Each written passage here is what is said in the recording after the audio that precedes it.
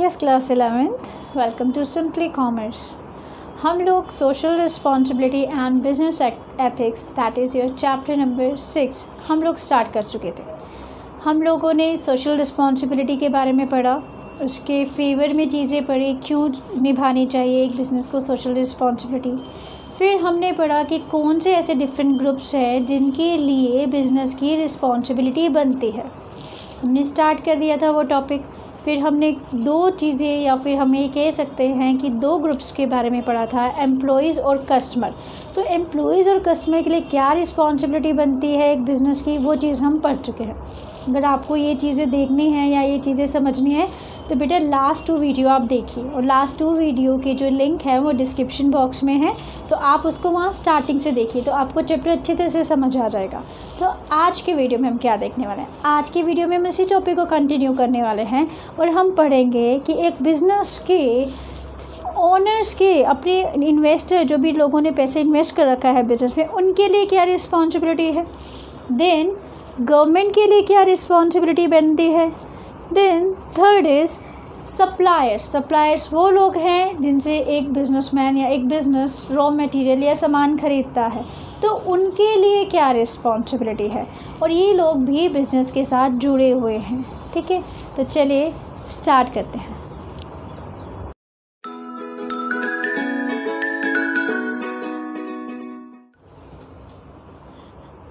Let's start. His first topic is social responsibility of business towards its owner or investors।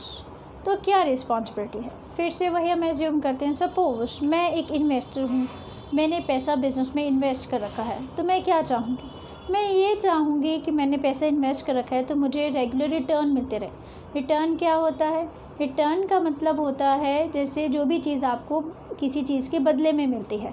जैसे आप bank में पैसे जमा कराते हैं तो आपको इंटरेस्ट मिलता है, और जब आप कंपनी के शेयर्स खरीदते हैं तो आपको डिविडेंड मिलता है। तो ये सब चीज़ें अभी आपको समझ में नहीं आएगी, ये सब चीज़ें हम नेक्स्ट चैप्टर में करेंगे, chapter number 7 sources of business finance. But अभी के लिए इतना ही समझेंगे कि कोई भी इन्वेस्टर जब इन्वेस्ट करता है बिज़नेस में तो वो ये चाहता है कि उसको उसके पैसे पे रेगुलर रिटर्न मिलता रहे। जैसे आप बैंक में पैसा जमा कराते हैं तो आपको रेगुलरली इंटरेस्ट मिलता रहता है, तो ऐसे इन्वेस्टर चाहता है कि मैंने कंपनी या बिज़नेस में इन्वेस्ट किया तो मुझे भी रिटर्न मिलता रहे। तो फर्स्ट तो ये चाहता है। और क्या चाहता है इन्वेस्टर ये भी चाहता है कि जो मैंने पैसा इन्वेस्ट करा हुआ है वो भी सेफ़ रहे, ऐसा कुछ ना करे बिज़नेस जिससे कि बिज़नेस की फाइनेंशियल पोजीशन ख़राब हो जाए और उसका पैसा डूब जाए। तो जो पैसा इन्वेस्ट कर रखा है वो भी सेफ़ रहे। इसके अलावा वो क्या चाहता है, इसके अलावा ये भी चाहता है अगर कोई शेयर होल्डर होगा जिसने कंपनी के शेयर, बिज़नेस के शेयर्स खरीद रखे हैं, तो वो चाहेगा कि उसकी मार्केट प्राइसेस बढ़ जाएं शेयर्स के, ताकि वो उसको और अधिक कीमत पे बेच के फ़ायदा कमा सके। तो ये सब चीज़ें एक इन्वेस्टर या फिर ओनर एक्सपेक्ट करता है। चलिए इसको डिटेल में पढ़ते हैं। First is to ensure safety of investment. वो चाहता है कि जो पैसा उसने इन्वेस्ट कर रखा है, कम से कम वो पैसा तो जो इन्वेस्ट कर रखा है वो बिल्कुल सुरक्षित रहे, मतलब वो चीज़ें डूबे नहीं, वो पैसा डूबे नहीं। देन सेकेंड, वो बिज़नेस से एक्सपेक्ट करता है to ensure fair and regular return, और वो एक्सपेक्ट करता है कि उसको रेगुलरली रिटर्न भी मिलता रहे। उसने पैसे इन्वेस्ट किया है तो उसके बदले में उसको रिटर्न भी मिलता रहे, जैसे इंटरेस्ट मैंने आपको एग्जांपल दिया। तो बिज़नेस को ये इंश्योर करना चाहिए कि वो अपने इन्वेस्टर को रेगुलर रिटर्न देता रहे। और क्या इंश्योर करना चाहिए, और क्या इंश्योर करना चाहिए कि वो अपने बिज़नेस की इन्वेस्टर को कंप्लीट इन्फॉर्मेशन दे। मतलब एक इन्वेस्टर ये जानना चाहता है कि एक्चुअली बिज़नेस में चल क्या रहा है, बिज़नेस की फाइनेंशियल पोजीशन क्या है। फाइनेंशियल पोजीशन मतलब पैसों से रिलेटेड, क्या बिज़नेस की फाइनेंशियल पोजीशन अच्छी है, इसके पास पैसा है, क्या ये रिटर्न दे पाएगा, क्या ये हमारा पैसा वापसी कर पाएगा, ये सब चीज़ें एक इन्वेस्टर जानना चाहता है। तो वो चाहता है कि बिज़नेस बिल्कुल एक्यूरेट, मतलब गलत इन्फॉर्मेशन ना दे कि कैसी फाइनेंशियल पोजीशन चल रही है बिज़नेस के बारे में। तो बिज़नेस का एक रिस्पॉन्सिबिलिटी बन जाती है कि अपने इन्वेस्टर को true and fair picture of the business provide करे कि ये बिज़नेस की पोजीशन है, फाइनेंशियल पोजीशन है, इतना पैसा है, इतना लोन पे देना है, everything. Then next, to maximize shareholders wealth, और इसके अलावा शेयर होल्डर की वेल्थ को भी इंक्रीज़ करे। शेयर होल्डर की वेल्थ कैसे इंक्रीज़ होती है? अगर उसके मार्केट प्राइस ऑफ शेयर्स बढ़ जाए। अगर शेयर के मार्केट प्राइस बढ़ जाएंगे, सपोज़ मेरे पास 100 शेयर्स हैं, मैंने 10 रुपये में ख़रीदे थे, और अब उसकी कीमत क्या होगी? जब मैंने 10 रुपये में ख़रीदे तो 1000 रुपये, 1000 रुपीज़। लेकिन अब वो 15 रुपये के या 20 रुपये के शेयर हो जाएंगे, तो वही 100 शेयर अब 2000 रुपये के हो जाएंगे, 2000 रुपीज़ के। तो इसका मतलब एक शेयर होल्डर की वेल्थ बढ़ गई। पहले वही शेयर मेरे पास जो थे 1000 रुपीज़ के थे, और वही शेयर फिर मेरे पास 2000 रुपीज़ की हो गई उसकी कीमत, तो इससे मेरी वेल्थ बढ़ गई, संपत्ति बढ़ गई। तो ये भी एक रिस्पॉन्सिबिलिटी होती है बिज़नेस की, क्योंकि वो ऐसे काम करे जिससे कि market value of the share increase हो, और उससे अल्टीमेटली शेयर होल्डर की वेल्थ भी इंक्रीज़ हो और उसको फ़ायदा हो। The next is towards government. अब गवर्नमेंट के लिए एक बिज़नेस को अपनी कौन सी रिस्पॉन्सिबिलिटी पूरी करनी चाहिए? अब गवर्नमेंट क्या चाहती है? नेचुरली गवर्नमेंट चाहती है कि टैक्सेस एक्चुअली टाइम पे आ जाएं, टाइम पे टैक्स पेमेंट हो, और ट्रू टैक्स पेमेंट हो, कोई टैक्स की चोरी ना करे कोई बिज़नेस। और गवर्नमेंट क्या चाहती है कि रूल्स और रेगुलेशंस जो उसने बनाए हैं बिज़नेस के लिए, उनको फॉलो करना चाहिए। और क्या चाहता है और क्या चाहती है गवर्नमेंट? गवर्नमेंट ये चाहती है कि जब भी कोई बिज़नेस एक्सटर्नल ट्रेड करे, फॉरेन ट्रेड करे, या फिर मैं ये कह सकती हूँ कि बाहर की कंट्री से डील करे, तो वो अपने देश की या फिर अपनी कंट्री की कभी भी गलत इमेज ना बनाए। मतलब अपनी कंट्री की अच्छी इमेज को रहने दें, क्योंकि इससे बाकी कंट्री के बिजनेसमैन, जो कंट्री के बाकी बिजनेसमैन हैं, उन चीज़ों पे भी इफ़ेक्ट पड़ता है। आप गलत सप्लाई करेंगे तो बाकी जो आपकी जो कंट्री की जो इमेज है वो बाहर की कंट्री में ख़राब हो जाएगी, तो वो लोग आपसे बिज़नेस करने में भी क्या करेंगे? हेजिटेट करेंगे। तो गवर्नमेंट ये सब चीज़ें चाहती है एक बिज़नेस से, और बिज़नेस को ये रिस्पॉन्सिबिलिटी पूरी करनी चाहिए। चलिए पढ़ते हैं। बिज़नेस को क्या करना चाहिए? To abide by rules and regulation. Rules and regulation से बंधे रहना चाहिए, मतलब हर रूल और regulation that is made by the government, उनको फॉलो करना चाहिए। And second is to pay taxes and duties on time. ये तो हम सबको पता है, टैक्सेस एंड ड्यूटीज़ ये तो मेन चीज़ है गवर्नमेंट के रेवेन्यू के, तो वो हर किसी से चाहती है कि टैक्सेस टाइम पे पेमेंट हो जाए। Then third is to adopt fair dealing, especially when involved in external trade. जब एक्सटर्नल ट्रेड में कोई भी बिज़नेस इन्वॉल्व है तो कम से कम वो अच्छी प्रैक्टिसेस को अडॉप्ट करे, क्योंकि उसके साथ साथ उसकी कंट्री का नाम भी जुड़ा है। अगर वो गलत प्रैक्टिसेस को में इन्वॉल्व रहेगा तो वो अपना नाम बदनाम करेगा, साथ में कंट्री की इमेज भी ख़राब करेगा। तो गवर्नमेंट ये नहीं चाहती है, राइट। तो इसीलिए बिज़नेस को क्या करना चाहिए? अपनी कंट्री के इमेज को ध्यान में रखते हुए बिज़नेस करना चाहिए, उसको बिगाड़ना नहीं चाहिए, राइट। चलिए नेक्स्ट करते हैं social responsibility of business towards supplier. Supplier मैंने बताया आपको, वो पर्सन होते हैं जो कि बिज़नेस को रॉ मटेरियल सप्लाई करते हैं, सामान खरीदते हैं जिससे एक बिजनेसमैन खरीदता है और फिर वो आगे बेचता है, या फिर वो उसको फिनिश प्रोडक्ट में कन्वर्ट करके आगे बेचता है, जो भी है। तो सप्लायर वो पर्सन है जहाँ से सामान खरीद के आगे बेचा जाता है। सप्लायर के प्रति क्या रिस्पॉन्सिबिलिटी है? सप्लायर के लिए ये रिस्पॉन्सिबिलिटी बैठती है बिज़नेस की कि वो टाइमली पेमेंट करे। अगर आपने सामान ख़रीदा है सप्लायर से तो टाइमली पेमेंट करनी चाहिए। दूसरी चीज़, आपको उनके साथ कोई गलत प्रैक्टिसेस नहीं अडॉप्ट करनी चाहिए। ऐसे नहीं आप उनको चीट करें, या फिर उनको आपने सामान ले लिया तो पैसे ना दें, तो ये चीज़ें ना करें। उसके अलावा और बिज़नेस की क्या रिस्पॉन्सिबिलिटी है? इसके अलावा बिज़नेस की रिस्पॉन्सिबिलिटी ये भी बैठती है, अगर हम कंट्री के पर्सपेक्टिव से देखें तो ऐसे स्मॉल बिजनेसेस जो